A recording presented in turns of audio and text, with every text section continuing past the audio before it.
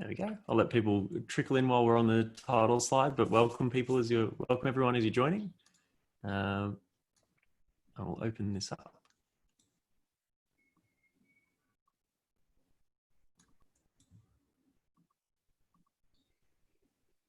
It's great to see people joining just now. Welcome everyone. I'll kick off in probably a minute or two, just so we can let people kind of log on and get themselves sorted and troubleshoot anything with it if there are any access issues.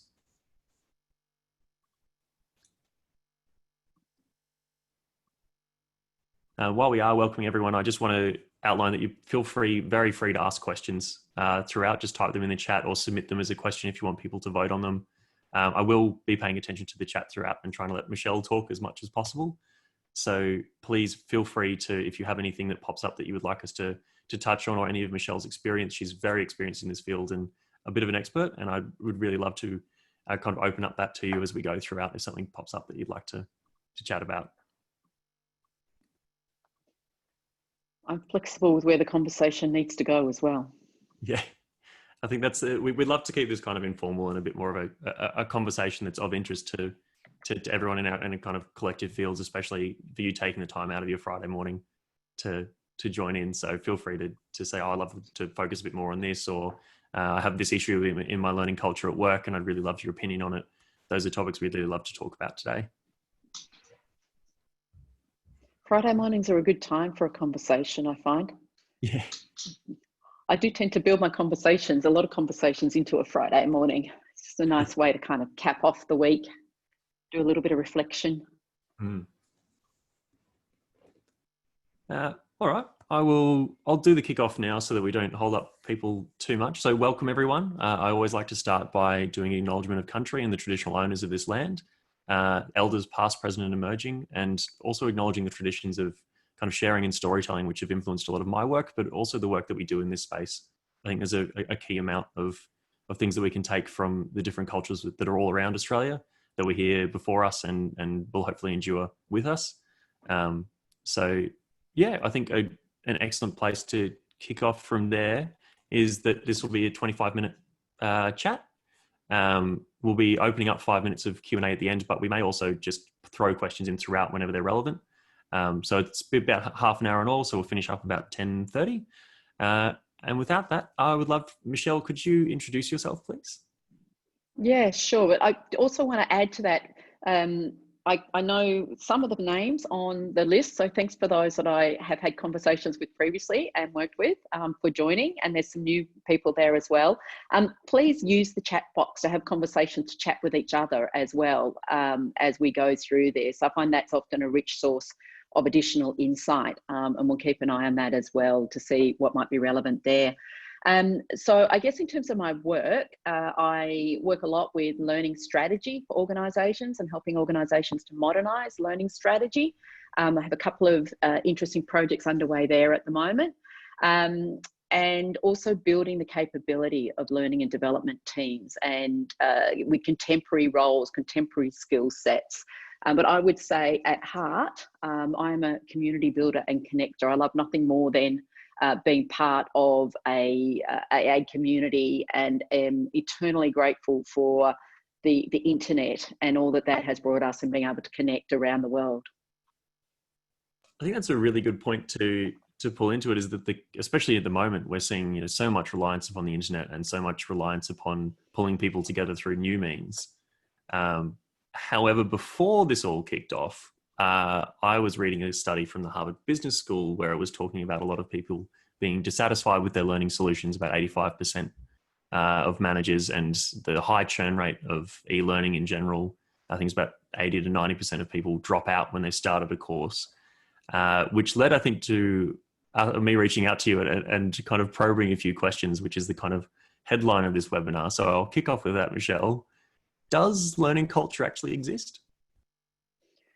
I think it does, but maybe not as most people think of it. And I think that often we take too limited a view of what learning culture is actually all about.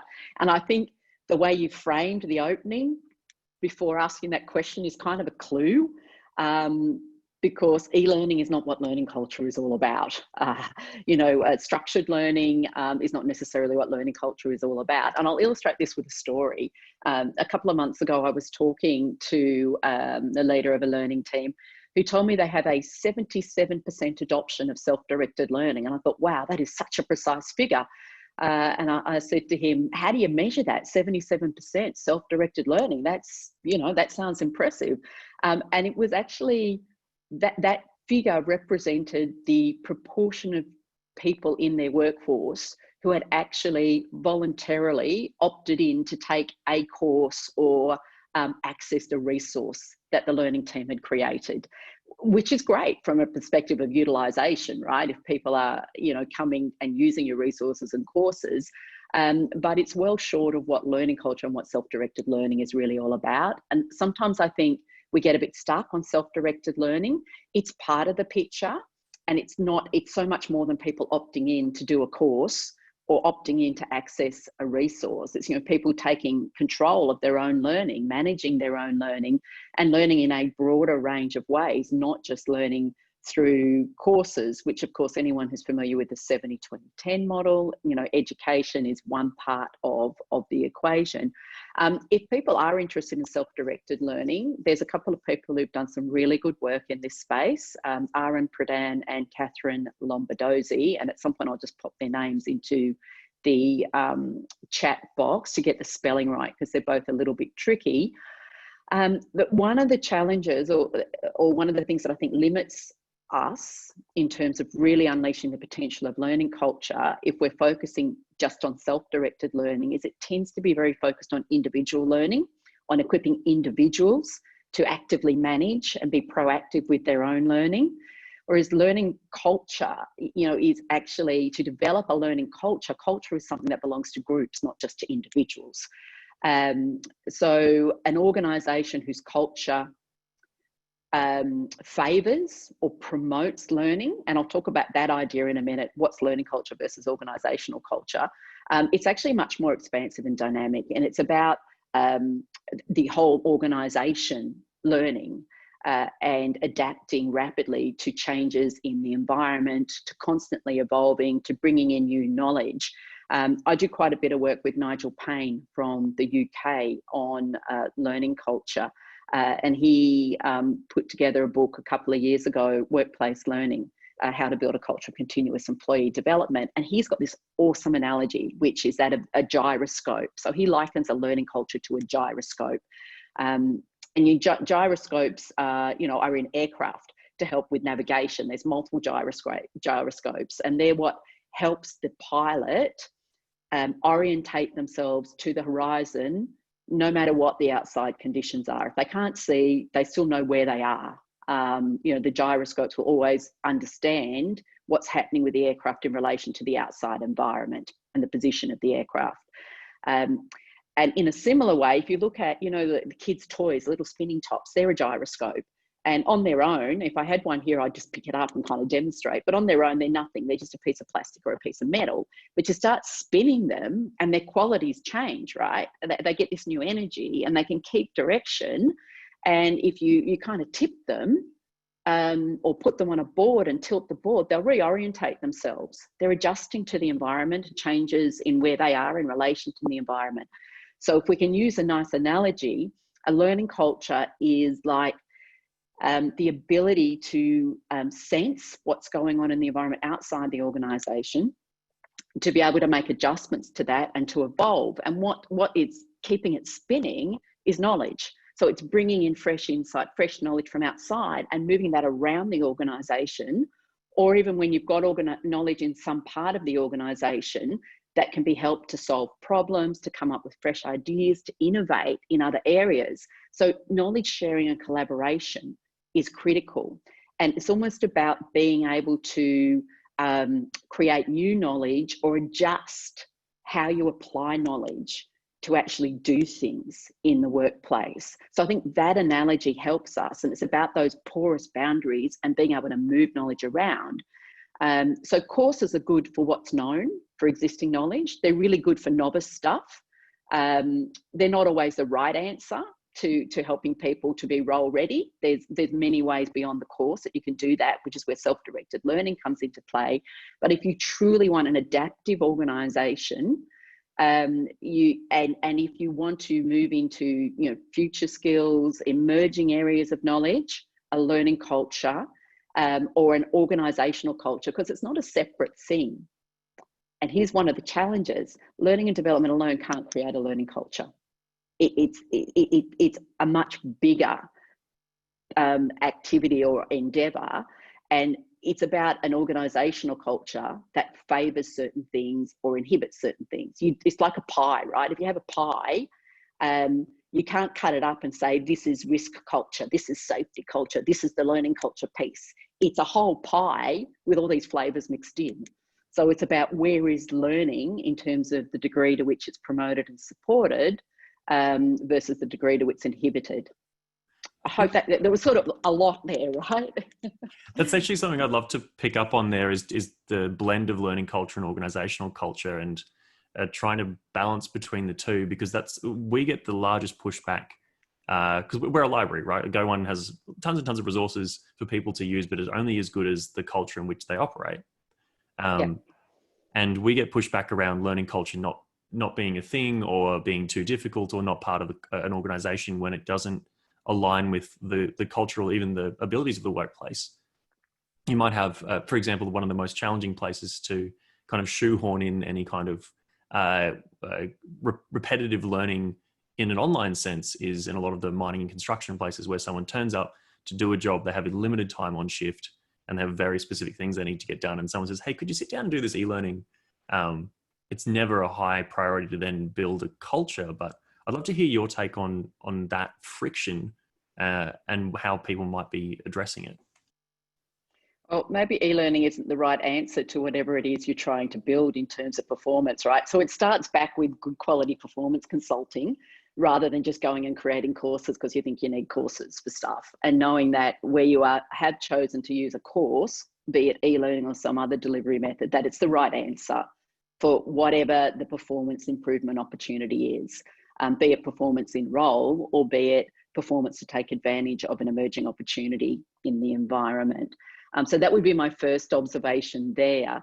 The second observation is the idea of shoehorning versus shoehorning learning in versus making performance support available in people's moment of need, which are different things again. And I think this is one of the challenges when we talk about using content libraries. They're often framed as, well, here's where you go to learn, rather than here's where you go to get stuff to help you do your job. So it's partly about how we talk about them and how we think about them, and how we think about, like, it starts with how we think about our own role as learning and development professionals. If we think our role is to push out courses, and that's what we'll do. If we think our role is to support performance and improvements in performance, then we open ourselves up to a wider range of solutions. And to the question then of, you might have a content library, but how do people access it? How do you make it really easy for people to access the content at the point in time that they need it?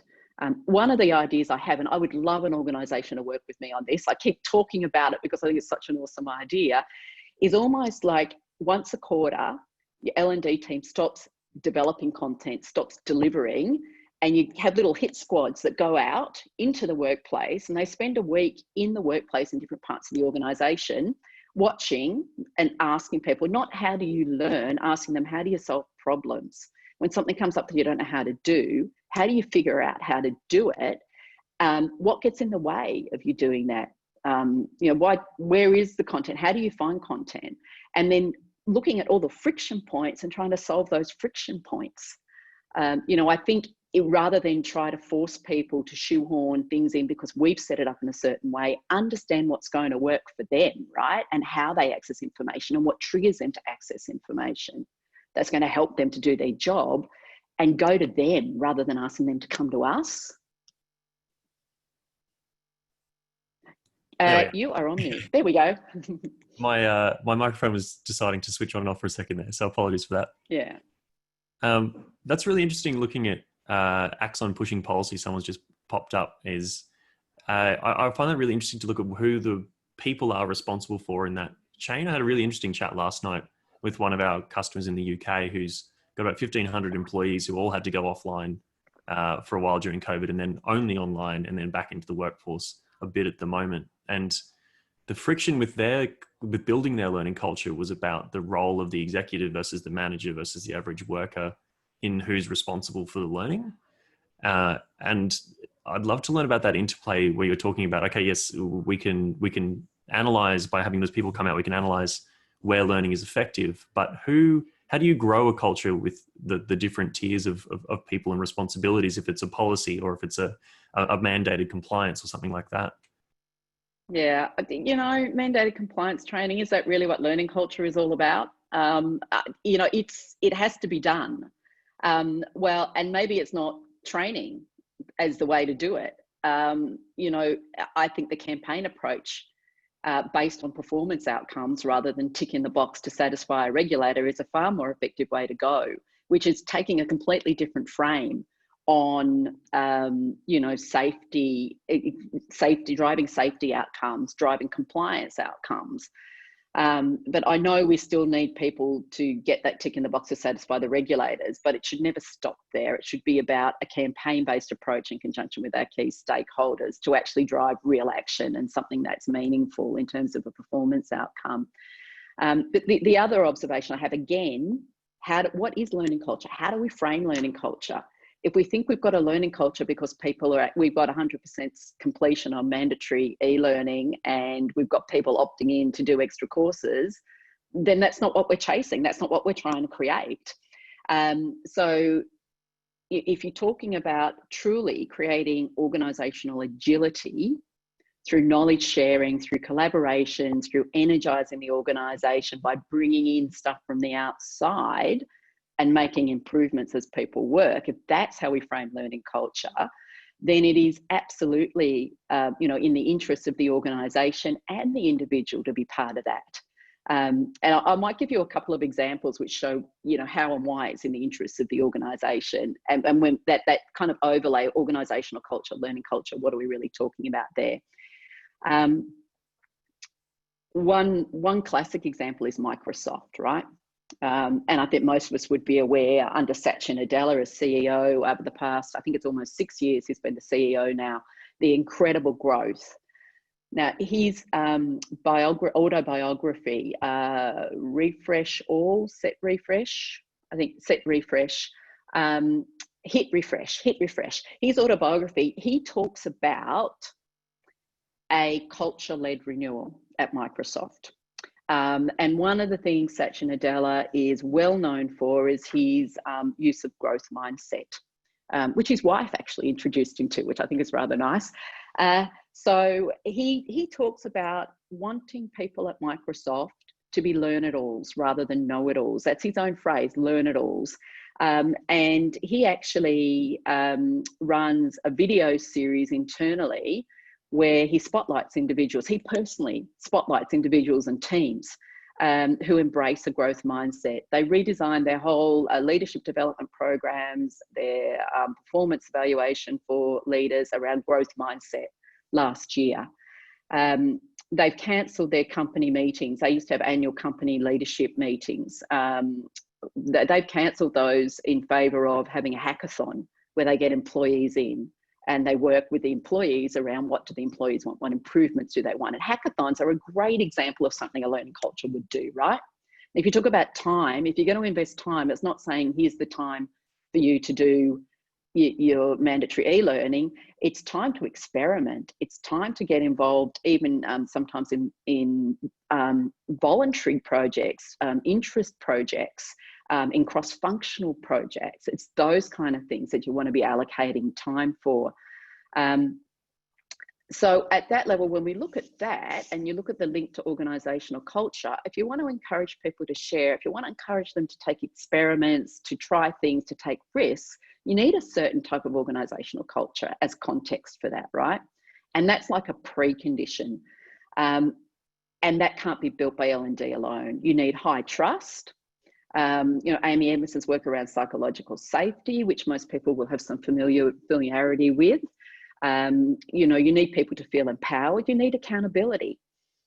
Another organisation that has an amazing learning culture is WD-40. HBR ran an article a couple of years ago where they described it as a learning obsessed culture. And their CEO, Gary Ridge, I interviewed him on my podcast, Learning Uncut, earlier this year, episode 53, where he talks about their learning culture.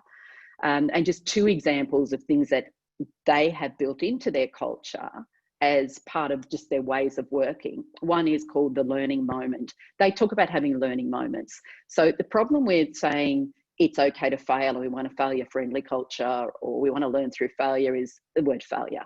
Like, you know, nobody wants to say, I just failed.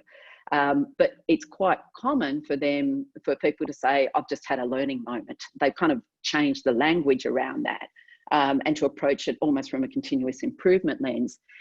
The other thing they have is something called the Maniac Pledge.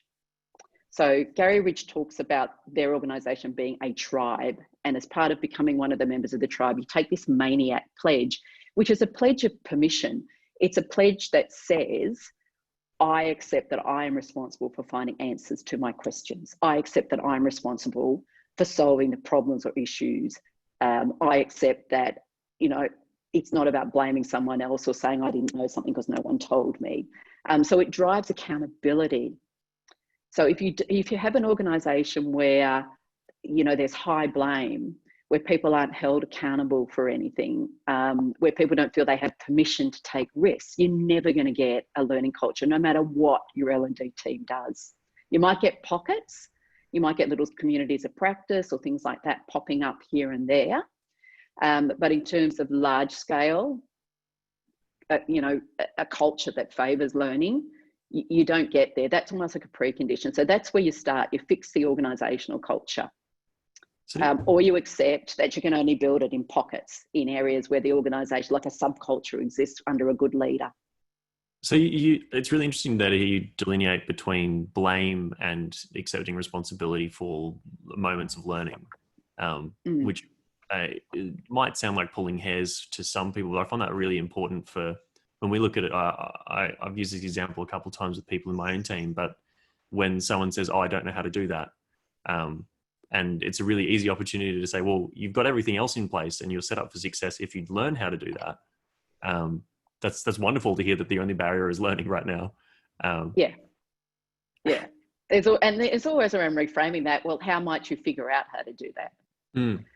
And it's interesting, you know, when I want to know how someone learns something, I don't ask how do you learn things, because they just think about courses. That's where we go. I ask them, tell me about a time recently when you solved a problem. What was the problem? How did you solve it? And they invariably will talk about experimentation, trying things, talking to someone else, going and finding a resource. You know, that's real learning. I will highlight that we'd love to open up for more questions soon if anyone wants to shoot any through. But before we get to the kind of towards the end of this, I've loved talking to you in particular, and I might have seemed a bit antagonistic today, but that was purposely to try and get some of those bits of wisdom that you've given me already from just the pre-interviews. I'd love to talk to you about the future a little bit, and normally I only reserve this for a question or two, but I'd love to bring it forward a bit and say, what do you see at the moment where people are saying, yes, we need to do a lot more online learning at work, but parking that, what does the future of learning and work look like for you at the moment, and how has that changed? Yeah, so a connection is really important, and the focus on connection and connecting people and seeing individuals in the workforces where they're to support as connected contributors rather than as passive recipients of content. There's been this big push, of course, understandably, to digital, and Fosway did some interesting research around how has COVID impacted learning. And of course, you know, 94% of the people they surveyed said, well, it's had a big shift. You know, we've made a big shift in our learning strategy. And of those, mostly it was around content and moving to digital content. So, but for me, if I could design a better way of learning, it would be on connection and community. It would be on helping people to connect with relevant others. Certainly content is part of the answer, but it would be on making it so easy to find, access and use content when you need it, that it's seamless. People wouldn't even know they were in an LMS or even an LXP. It's just part of how I work. And there's stuff happening now with tech where we're looking at, I hear tech providers all the time now talking about we're integrating with teams, for instance. We're going to where people are doing the work and finding ways. And if we get to the point where we've got good quality predictive analytics operating in systems that people use, the systems will figure out that people are having a problem with something and feed them content or feed them a nudge or feed them a hint or a tip.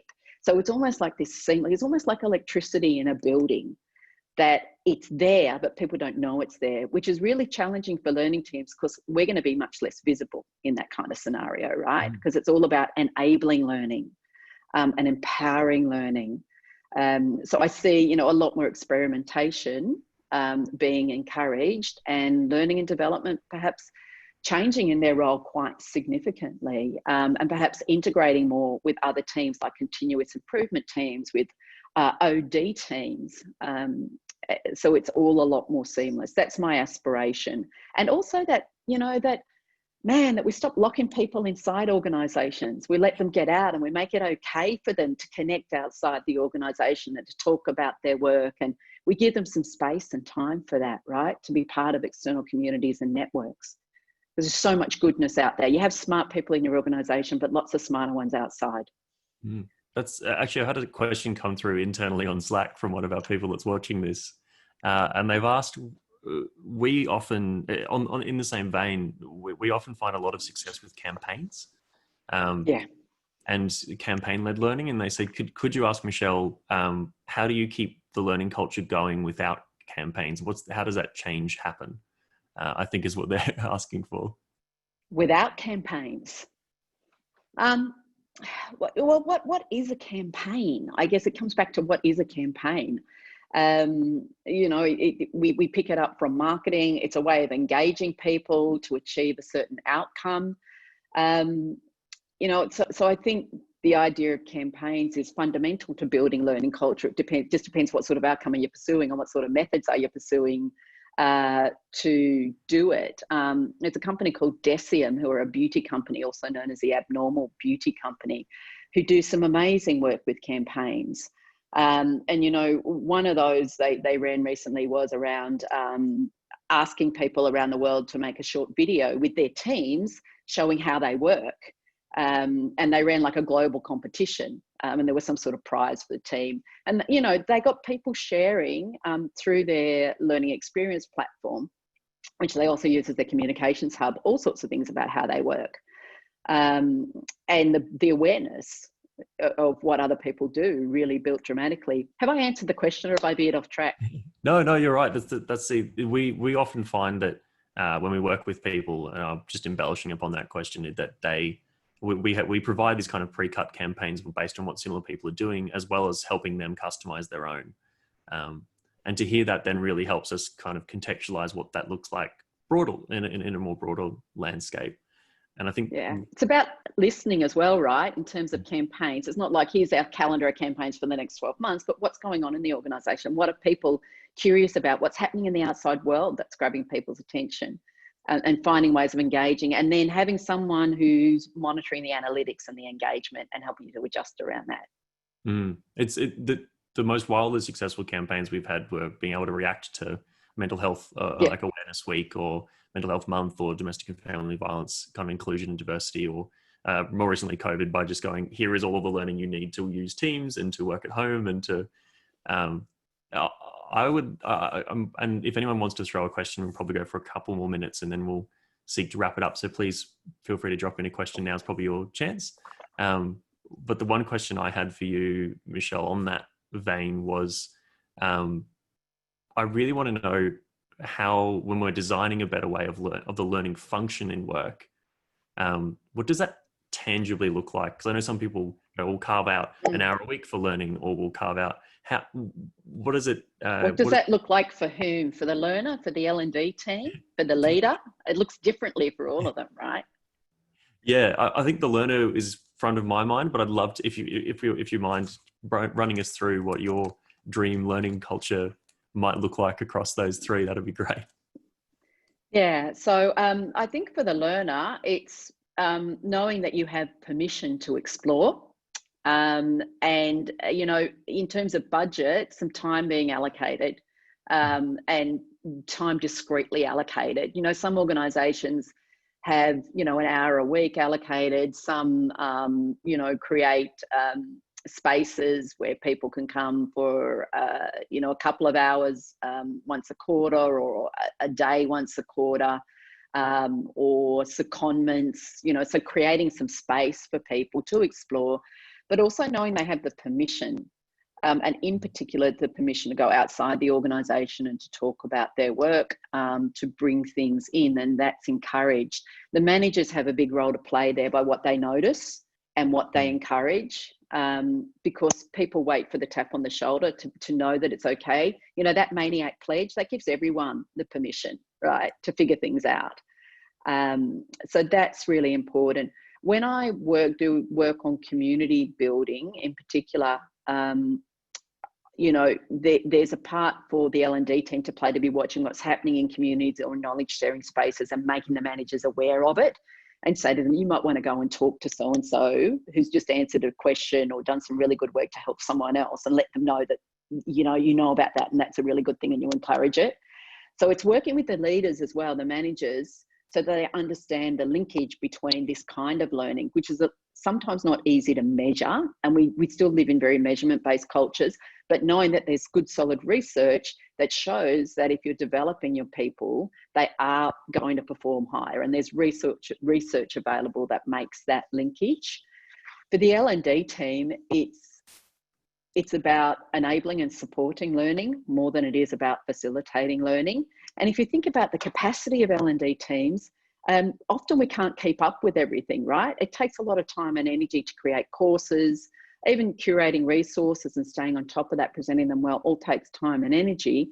If you can enable people to be learning independently without you having to be there all the time, amazing, right? So Reece Plumbing, let me just give you an example. Reece Plumbing rolled out a new leadership program, and they did a lot of work, human-centered design work, to figure out what might it look like. Their leadership pathways are completely self-directed. There is not a single facilitated session in their leadership development programs. They're getting really good buy-in. They've set them up on a learning experience platform, and they ask people to self-form into cohorts, and they guide themselves through the program basically in the cohorts is the way they've set it up. So the L&D team just stays in touch with whoever from the cohort has agreed to be the coordinator, and they monitor what's happening digitally and provides an extra bit of support. Now, can you imagine, in terms of no one has to wait for a leadership course to be scheduled.